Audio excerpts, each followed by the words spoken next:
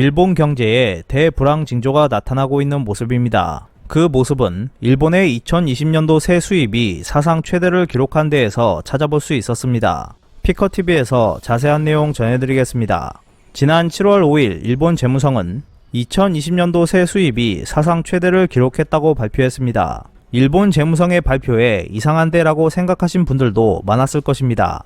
지난해 말 재무부는 실구 상황 등으로 인한 경기 위축으로 세수입 전망을 낮추었습니다. 그런데 놀랍게도 일본 정부의 예상을 깨고 5조 7천억엔이나 웃돌았다고 합니다. 이 가운데 소비세 세수입 증가가 약 2조 6천억엔에 이르렀는데 이는 일본 정부가 소비세를 8%에서 10%로 인상한 결과로 분석되고 있었습니다. 여기서 문제 삼고 싶은 것은 소비세가 아니라 실구 상황 등으로 대폭 감소될 것으로 일본 정부가 예상했던 법인세가 반대로 증가했다는 것입니다. 일본 정부의 예상으로 보면 3조엔 이상 오른 것입니다. 일본 경제 전문가들은 대기업을 중심으로 기업 활동이 늘었기 때문이라고 했지만 반면 대부분의 일본 중소기업은 그렇지 않았습니다. 이렇게 이상 현상처럼 법인세 관련 세 수입이 증가했다는 것은 일본 경제에 있어서 나쁜 징조라고 할 수 있습니다. 미국의 팜 컨설팅 회사에서 전해지는 재건과 조의 비극이라는 비즈니스 우화가 있습니다. 이는 창업자인 브루스 핸더슨이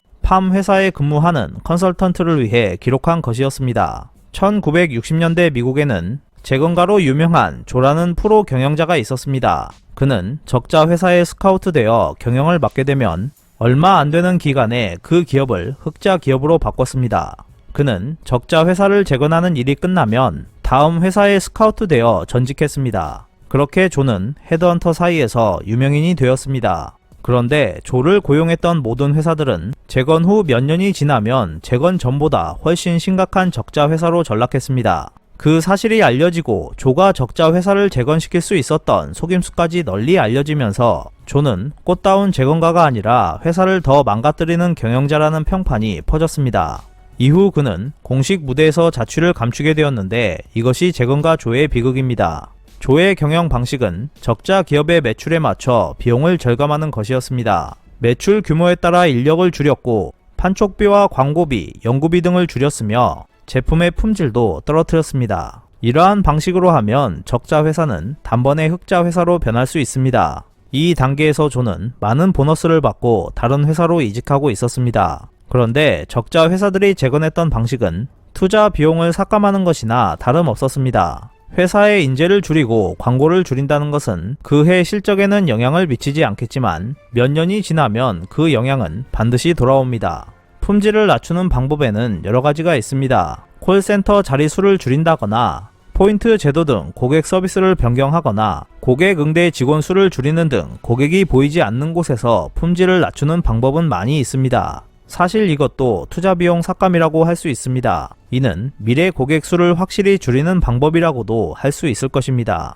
이렇게 조가 떠난 회사는 모두 엉망이 되었고 이후 조의 속임수는 조 자신도 망하게 하는 연쇄 비극이 일어났습니다. 한국과 일본을 비교하면 위기 상황 속에서 항상 반대 현상이 일어났습니다. 예를 들어 삼성전자 같은 경우 반도체 불황기에 대부분의 경쟁 회사들이 투자에 머뭇거릴 때 과감한 투자를 했습니다. 반면 일본 기업들은 투자 및 지출을 더욱 줄이면서 위기 상황을 모면하는 경향을 보였습니다. 그 결과 한국 기업들은 호황기에 더 많은 수익을 올렸고 일본 기업들은 점유율 하락으로 몰락의 길을 걸었습니다. 한국의 방식이 100% 맞는 방식은 아니겠지만 미래를 내다보는 안목이 남달랐다고 할 수 있을 것입니다. 일본 기업들은 실구 상황 속에서 조와 같은 경영 방식을 실행하고 있을지도 모릅니다. 실구로 인해 수입이 줄었지만 그 이상으로 지출 비용도 줄었을 것입니다. 이와 같은 현상은 일본의 제조업, 소매업, 서비스업 등에서 자연스럽게 일어나고 있습니다. 일본 정부의 예상을 뒤엎는 형태로 법인 세수가 5조엔 이상 증가했다는 것은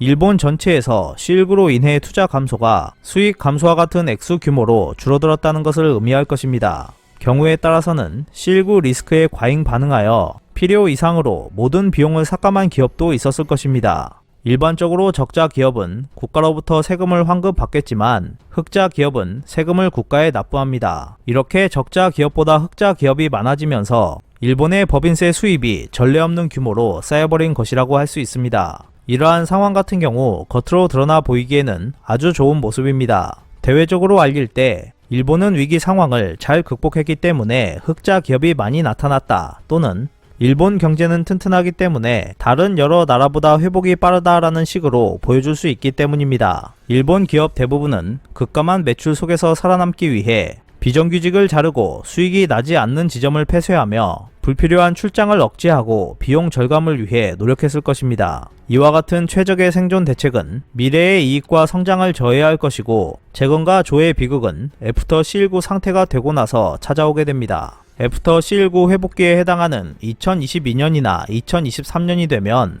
기업들의 수입이 증가하기 시작하겠지만, 문을 닫은 지역이나 인력을 줄인 분야 등에서 투자를 줄인 2년 후부터 매출 감소가 현저하게 나타날 것이고, 그것을 재건하려면 투자액은 비용 절감의 2배 이상이 소요될 것입니다. 지점을 닫을 때는 헐값으로 자산을 처분하겠지만 출점할 때는 처음부터 다시 투자를 해야 하기 때문입니다. 직원도 하나부터 다시 키워야 합니다. 일반적으로 경영자들은 이러한 것들을 모두 알고 있을 것입니다. 알고 있었겠지만 C19라는 미지의 경영 위기가 찾아왔기 때문에 어쩔 수 없이 긴급하게 행동했을 것입니다. 일본은 이러한 사실을 감추면서 세수가 증가했다, 경기가 살아나고 있다, 일본 경제는 탄탄하다라고 떠들어댔습니다. 한국도 C19로 힘든 건 마찬가지입니다. 하지만 애프터 C19 이후 일본 경제 전체에서 일어날 것으로 보이는 조의 비극과 같은 상황을 피하기 위해서는 기업에 투자 여력을 주어야 할 것입니다.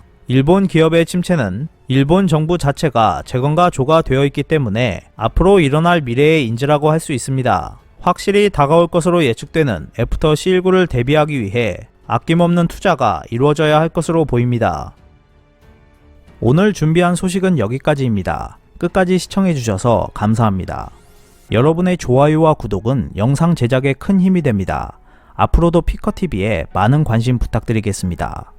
오늘도 즐겁고 멋진 하루 보내세요. 다음 영상에서 뵙겠습니다.